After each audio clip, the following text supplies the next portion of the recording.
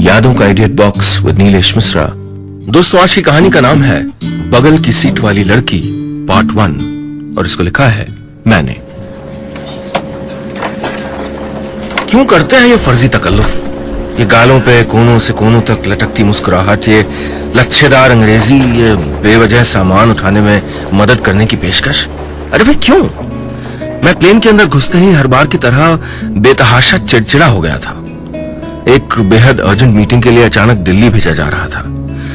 Air hostess ने मुस्कुरा के स्वागत किया, गर्दन को हल्के से बाईं तरफ झुकाया, क्योंकि शायद उसे किसी ने बताया होगा कि वो ऐसे खूबसूरत लगती है, या शायद एयर होस्टेस ट्रेनिंग स्कूल में कई लाख रुपए देके सीखा होगा। फिर उसने किसी तराजू के पलड़े की तरह एक और लटें ज्यादा गिराई और बोली, वेलकम ऑन बोर्ड सर। फिर फर्जी। डर लगता है उड़ने से पहले। सफर से पहले की रात चैन से कभी नहीं सो पाता। देखिए देखिए, देख रहे हैं? अनाउंसमेंट सुनिए जरा। फ्लाइट देर से चल रही है तो महारानी कह रही हैं, इस देरी से अगर कोई सुविधा हुई हो तो इनको खेद है। अगर असुविधा हुई, ये तमीज है आपकी कि माफी भी शर्त के साथ मांगेंगे कि जी मैंने आपको बिना बात के मुक्का मारा, अगर आपको तकलीफ हुई हो तो माफी चाहता हूं। अरे यार, मैं इतना झुंझला क्यों रहा हूं? पर देखिए खुद ही, ये कहने की क्या जरूरत है कि अगर जहाज को पानी में उतरना पड़ा तो यहां छलांग लगाना, वहां ऑक्सीजन सूंघना। अरे क्यों कह रहे हो भाई ये सब? कभी समझिए किसी ने हम नर्वस फ्लाइट्स की व्यथा, कैसे एक एक मिनट गुजरता है जहाज में।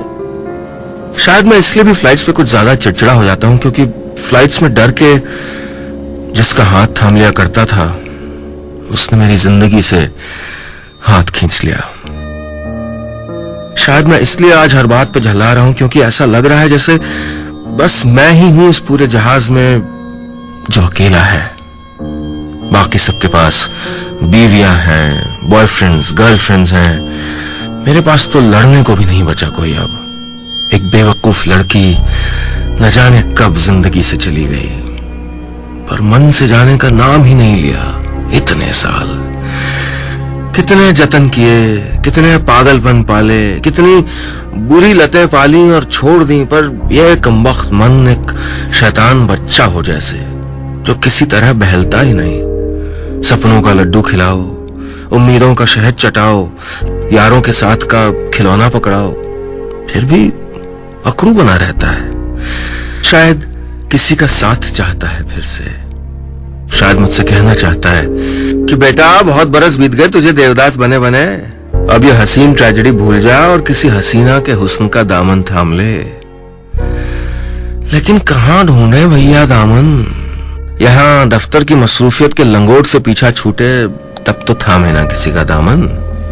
अब देखिए ना, एक तो इतना डर लगता है हमें फ्लाइट में, और दूसरे इतने अकेले पड़ जाते हैं हम। देखिए उनको, प्लेन टेक ऑफ करने वाला है तो उड़ने से पहले कैसे अपने करीबियों को मैसेज कर रहे हैं, टेकिंग ऑफ। मेरे पास तो वो एक अदद एसएमएस करने के लिए भी कोई नहीं। आप सुन रहे हैं यादों का idiot box with Nilesh Mishra, सिर्फ 92.7 बिग एफएम।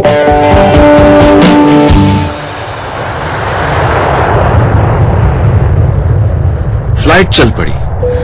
मैंने अपना ध्यान बांटने के लिए सामने वाली सीट के पीछे लगे भूरे कपड़े की प्रिंट में पीले डॉट्स गिनने शुरू कर दिए। मुझे लगता है कि इतने वक्त से अकेले रहते रहते मैं कुल मिला के थोड़ा सनकी टाइप हो गया हूं। समझ ही नहीं पाता हूं कि अकेलापन चाहिए कि नहीं चाहिए।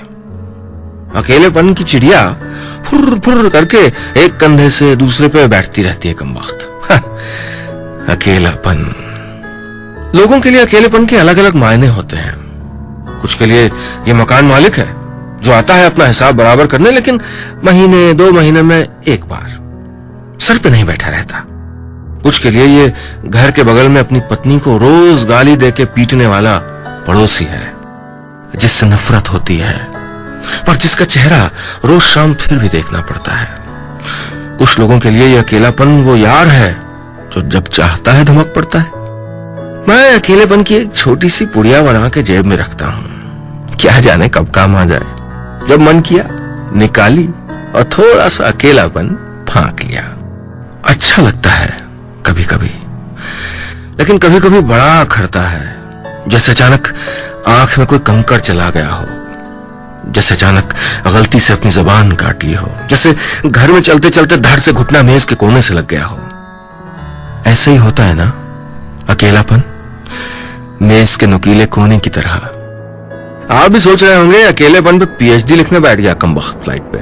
लेकिन क्या करूं, जब भी फ्लाइट में जाता हूं मन शायद जहाज में उड़ने के डर से बचने के लिए अपनी ही उड़ानें भरने लगता है। याद करता है, अफसोस करता है, कभी कभी किसी बात पर थोड़ा खुश हो लेता है। यूं तो मेरा रिश्ता टूटे बड़ा वक्त हो गया, लेकिन दिल है कि टूटने की रस्म लगातार निभाया जा रहा है। जैसे दर्द ना हो, द्रौपदी का चीर हो जो कभी खत्म ही नहीं होगा। हवाई जहाज, याद, दर्द और मैं, हम चार पुराने यार हैं। एक वक्त था जब वो मेरे लिए फ्लाइट पे ना डरने के नुस्खे ढूंढा करती थी, किताबों में, टीवी पे। फ्लाइट पे टेक ऑफ करते वक्त मेरा हाथ कस के थाम लेती। पसीने की एक हल्की सी परत चढ़ जाती है मेरे हाथों में घबराहट के मारे। वो परत उसके हाथों के स्पर्श के सहारे हवा में 2 घंटे निकाल लेती थी। फिर एक दिन वो भी दिल के किसी जहाज पे फ्लाइट लेके किसी और के साथ कहीं उड़ गई। रह गया मैं अकेला जहाज की आइल सीट पे बैठा। जिंदगी की विंडो सीट पे बैठ के कभी खुले आसमान को देखने का साहस उठा पाऊं, ये ख्वाब देखता हुआ। ये जहाज इतना हिल क्यों रहा है? इतना टर्बुलेंस क्यों इस रूट पे? बाहर बादल भी नहीं दिख रहे और ये साथ की आइल वाली सीट पे एक लड़की क्या मुझको देख रही है? सीट बेल्ट बंधी है कप्तान साहब, सुन लिया आपका अनाउंसमेंट। अरे ये लड़की मुझको क्यों देख रही है तो बड़ी खूबसूरत यार, पर मुझको ऐसे क्यों देख रही है? आप सुन रहे हैं यादों का edit box with Nilesh Mishra, सिर्फ 92.7 बिग एफएम।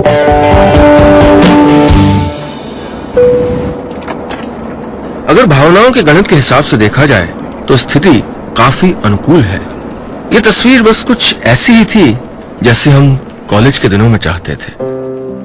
मैं अकेला दुनिया से 35,000 फीट दूर एक हवाई जहाज में, और बगल में एक खूबसूरत लड़की जो मुझको देख रही है। लेकिन इस भावनाओं के गणित और उस किताबों के गणित दोनों में मैं बचपन से काफी कमजोर रहा हूं। गिनतियां और लड़कियां दोनों से घबराता रहा हूं मैं। एक मिनट, मैंने अभी अभी अपनी आंखों के कोनों से देखा, अपनी किताब के पन्नों में गुम है वो। कानों में हेडफोन लगाए शायद संगीत सुन रही है। बाल किसी आलसी बच्चे की तरह लुढ़क के बाजों तक पहुंच गए हैं। पन्ना पलटने के लिए हाथ उठाया तो देखता हूं नाखूनों पे लाल रंग है जो जरा सा हल्का पड़ गया है, जैसे उस खूबसूरत लड़की का गुरूर जता रहा हो जिसे हर रोज दुनिया के लिए सजना नहीं पड़ता। आखिर उसका सामना करने के लिए दुनिया से सजती है। आज इतना हिल क्यों रहा है ये प्लेन? बाहर कैसे देखूं? बगल वाला कमबख्त विंडो शेड बंद करके सो गया है। कस के सीट पकड़ ली है। पानी मंगाता हूं, गला सूख रहा है। मैं अपनी घबराहट से ध्यान हटाता हूं तो वही लड़की मुझसे कुछ बात कर रही है। जैसे स्कूल में होता था जब कोई लड़की होमवर्क के बारे में या एग्जाम की डेट पूछ लेती थी, मेरा हाथ सीधे बालों में चला जाता है उनको ठीक करने के लिए। चाहे जितने बड़े हो गए हों, जितना कमा लें, जितने ईएमआई ले लें, जितने रिश्ते बना लें, तोड़ लें, हम मर्दों के अंदर का स्कूल बॉय कहां कभी बड़ा होता है। वो बोली, फिक्र मत कीजिए, प्लेन का चलना सड़क पे चलने से 1000 गुना सेफ होता है। जब मैं छोटा था तो क्लास के उन लड़कों से बड़ा जलता था जो लड़कियों से बात करने की तमीज जानते थे। आज सोच रहा हूं क्यों नहीं सीखी वो दुर्लभ कला। वो लड़की अपने किताब में बुकमार्क लगा के मेरी ओर पलटती है और कहती है, बचपन में मैं भी बड़ी नर्वस फ्लायर थी, लेकिन धीरे धीरे सारा डर चला गया और 5 साल से एयरलाइन में नौकरी भी कर रही हूँ। अभी घर जा रही हूँ छुट्टी पे। ये रूट मानसून में कुछ ज्यादा खराब हो जाता है कभी कभी, लेकिन आप परेशान मत होइए। मेरी खूबसूरत फेलो पैसेंजर दिल की नेक है और एयर होस्टेस भी है। अरे वो यूं कह रही है तो मैं अचानक कुछ ज्यादा महफूज महसूस करने लगा हूं। दुनिया का अनकहा कानून है कि लड़कियां जब ऐसे अधिकार से कुछ कहती हैं तो यकीन मानिए वो सच होता है।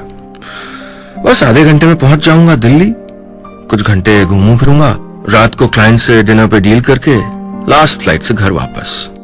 हालांकि घर जैसा एहसास नहीं रहा बहुत वक्त से अपने घर में। हालांकि होटल के कमरों में रहने की इतनी आदत पड़ गई है कि उनमें भी एक जाना पहचाना सा घरेलूपन ढूंढता हूं। हालांकि अचानक टर्बुलेंस फिर शुरू हो गई है। धाड़ धाड़ धाड़ प्लेन हिलने लगा है। ये क्या हो रहा है? कुछ मिनटों बाद पायलट माइक पे आया और बोल रहा है कि मौसम खराब होने के कारण फ्लाइट जयपुर डाइवर्ट की जा रही है। मैंने पलट के उस लड़की की ओर देखा। वो तो बोली थी कि सब कुछ ठीक होगा। मान ली थी मैंने उसकी बात कितनी मासूमियत से, पर अब उड़ने से पहले के सारे डर सच होते नजर आ रहे थे। न जाने क्या होने जा रहा था आज। तभी उस लड़की ने मेरी ओर देखा और हल्के से मुस्कुरा के पलकें हल्के से बंद की, जैसे कह रही हो, मैं हूं, फिक्र क्यों करते हो, सब कुछ ठीक होगा। आप सुन रहे हैं यादों का edit box with Nilesh Mishra, सिर्फ 92.7 बिग एफएम पर। मेरे मन का मौसम जहाज के बाहर के मौसम से कुछ खास अलग नहीं था। मेरा दिन का मौसम खराब बन के शुरू हुआ था। बीच में एक दो अच्छे पलों के छींटे बरस गए थे एक खूबसूरत हमसफर के रूप में, और अब अचानक फिर गहरे बादल छा गए थे। पायलट ने जहाज जयपुर डाइवर्ट करने की बात कही और मेरा दिल बैठा जा रहा था। मेरी दिल्ली की मीटिंग इतनी जरूरी थी कि इतवार के दिन मुझको हुक्म दे के बॉस ने भेजा था। क्लाइंट उसी रात अमेरिका जा रहा था। पायलट कहां जानता था मेरे जीवन का कुचक्र, एक आम हिंदुस्तानी के जीवन का कुचक्र। पायलट कहां जानता था कि मीटिंग इसलिए जरूरी थी क्योंकि डील क्लोज करनी थी किसी भी हालत में आज। पायलट कहां जानता था कि डील क्लोज करनी इसलिए जरूरी थी क्योंकि बॉस को खुश करना था। बॉस को खुश करना इसलिए जरूरी था क्योंकि अगले महीने अप्रेजल है। अप्रेजल में तनख्वाह बढ़ना इसलिए जरूरी था क्योंकि याद शहर में माँ पापा के लिए जोश में नया फ्लैट तो बुक करा लिया, लेकिन ईएमआई की छत तक पहुंचने के लायक अभी तनख्वाह का कद नहीं हुआ है। और वो घर लेना इसलिए जरूरी है क्योंकि मुझको अक्सर लगता है कि मैं अच्छा बेटा नहीं हूं। पायलट जानता नहीं था कि फ्लाइट का आज वक्त पे दिल्ली पहुंचना कितना जरूरी था। जहाज के साथ बगल के बादल पे मेरी कुछ उम्मीदें भी उड़ रही थीं। एक बेहतर बेटा बनने की उम्मीद, खुद को यह साबित करने की उम्मीद कि नहीं, बॉस गलत कहता है, मैं निकम्मा नहीं हूं, मैं कुछ करके दिखाऊंगा। मैं अपने माँ बाप के लिए एक नया घर लूंगा ताकि वो उस पुराने रिश्ती टोटियों वाले, चटकते दरवाजों वाले, उखड़ती पुताई वाले घर में ना रहे। जहाज उतरने की तैयारी करने लगा है। एयर होस्टेस पहली से आखिरी रो तक चल के देख रही है कि किसी की सीट बेल्ट खुली तो नहीं है। मैंने अभी अभी गुजरती हुई एयर होस्टेस के सामने से चले जाने के बाद देखा कि वो लड़की मुझको देख रही है, फिक्र से कि मैं ठीक हूं या नहीं। मैं हल्के से मुस्कुरा दिया। किसने कहा मुश्किल होते हैं रिश्ते? मैं जानता हूं मुझको लड़कियों से बात करना नहीं आता। जानता हूं कि बस मिनट भर की बात ही तो हुई है हमारी इस 2 घंटे की फ्लाइट में, लेकिन फिर भी न जाने क्यों वो लड़की इन सारे अनजान लोगों से कुछ कम अनजान लग रही थी। आप सुन रहे हैं यादों का edit box with Nilesh Mishra, सिर्फ 92.7 बिग एफएम पर।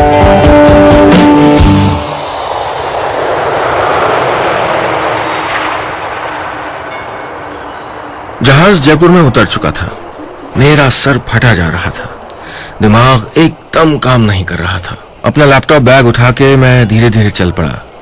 ऑफिस फोन करके बॉस को बताने की हिम्मत नहीं हो रही थी कि शायद आज की मीटिंग मुझको कैंसिल करनी पड़े, यानी फिर से क्लाइंट न जाने कब ऐसे पकड़ में आए। न्यूयॉर्क की रात की फ्लाइट थी उसकी।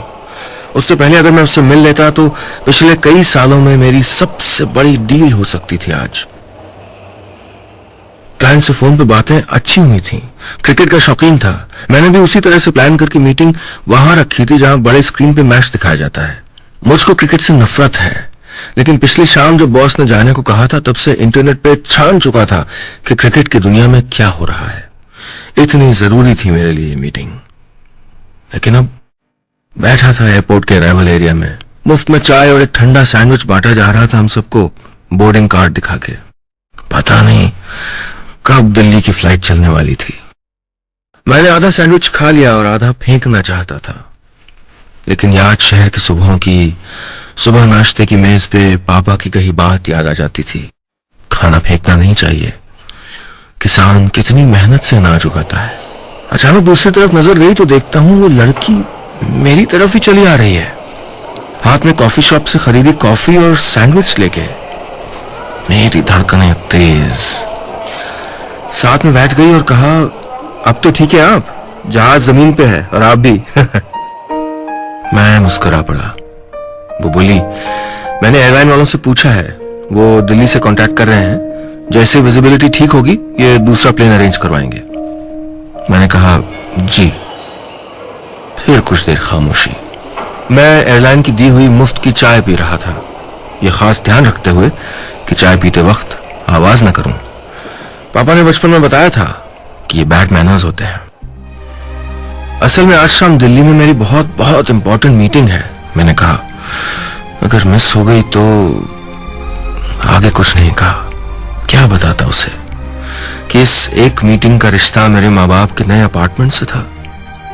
वो बोली, फिक्र मत कीजिए, नहीं मिस होगी। लगी एक कॉफी की शर्त। यूं तो कॉलेज के दिनों से आज तक का मेरा पक्का रिकॉर्ड था कि मैं आज तक लगाई गई हर शर्त हारा था, बल्कि इसीलिए मैं किसी ज्ञानी महात्मा की तरह अपने भांजे भतीजों को यही बताता फिरता था कि बेटा, शर्त लगाना बुरी बात है। लेकिन ये एक शर्त थी जो हारने का मन कर रहा था। मेरे बेहद गंदे सड़े से दिन को रोशन करने भगवान ने न जाने कहां से ये मॉडल नुमा हमसफर भेज दिया था, और कौन जाने क्यों वो मुझसे इतना बात कर रही थी। मैंने कहा, आप कौन सी एयरलाइन में एयर होस्टेस हैं? वो मुस्कुराई और बोली, नहीं, एक्चुअली मैं पायलट हूं। आप सुन रहे हैं यादों का edit box with Nilesh Mishra, सिर्फ 92.7 बिग एफएम पे। मैं शर्म से अपनी मुफ्त की चाय के प्याले में डूबा जा रहा था। जिस लड़की को उसकी खूबसूरती के कारण मैं एयर होस्टेस समझ बैठा था, वो असल में पायलट थी। डबल फाउल किया था। अपने पूर्वाग्रहों के कारण एयर होस्टेस होने को सिर्फ खूबसूरती की नौकरी मान लिया, और मन में यह भी मान लिया कि एक खूबसूरत महिला सिर्फ एयर होस्टेस हो सकती है, पायलट नहीं। मुझे समझ नहीं आ रहा था कि मैं देखूं कहां। वो खिलखिला के हंस पड़ी, बोली, डोंट वरी, ऐसा मुझे दिन में 1-2 बार सुनने को मिल जाता है। वो बगल में बैठी रही, झुक के अपने बैग से एक किताब निकाली और बोली, ये लीजिए, आपके लिए। किताब उन लोगों के लिए थी जो नर्वस फ्लायर्स होते हैं, जिनको फ्लाइट्स में घबराहट होती है। वो बोली, मैं जब फ्लाइट से डरती थी तो ऐसे ही औरों ने मेरी मदद की थी। 2 घंटे बीत गए, 3 चाय के कप और खाली हो गए। एयरपोर्ट पे भीड़ बढ़ती जा रही थी। कुछ और फ्लाइटें भी डाइवर्ट होकर जयपुर में उतर रही थीं।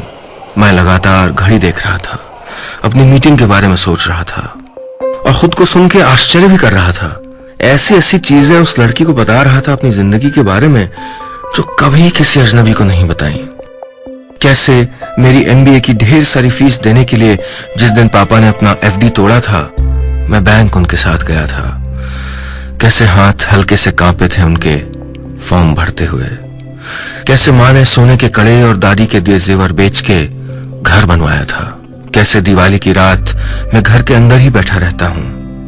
कैसे मुझे कॉकरोचेस से डर लगता है। कैसे मेरी ये खपत है कि मैं टमाटर सब्जी में तो खा सकता हूं, लेकिन कच्चा काट के नहीं। कैसे मेरे लिए दिल्ली पहुंचना उस मीटिंग के लिए जीवन मरण का प्रश्न है। वो कुछ देर बाद कहीं चली गई। क्या आपको लगता है कि मैं ज्यादा बोलता हूं?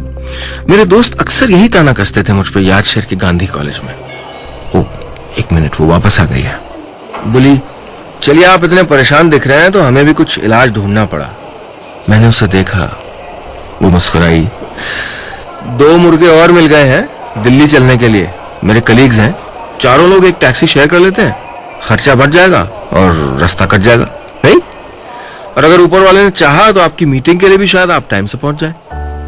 मैं झिझका। वो बोली, अरे चलिए चलिए, 4 घंटे बातें करते रहेंगे, जल्दी कट जाएंगे। मैंने लैपटॉप बैग उठाया और उसके पीछे पीछे चल दिया। बहुत तेज चल रही थी वो। उसका नाम भी नहीं पता था मुझे। एक अनजान लड़की और मैं। काश उसके 2 और कॉलीग्स गाड़ी में ना होते। काश आज का दिन कुछ और इत्मीनान भरा होता। काश ये सफर इतनी हड़बड़ी भरा नहीं होता। काश मैं इतना शर्मीला नहीं होता। काश की लड़की इतना तेज न चलती होती। एक अनजान लड़की के साथ एक अनजान सफर पे चलने वाला था। भगवान भी कितनी खूबसूरत परीक्षा लेता है। उसे पीछे से नाम लेके पुकारना चाहता था। ये बताना चाहता था कि मुझको अभी भी लड़कियों से बात करने की तमीज नहीं है। दोस्तों, यह था इस कहानी का पहला पन्ना। इसका दूसरा और आखिरी पन्ना पलटूंगा कल। कहानी बगल के सीट वाली लड़की पार्ट 2 में।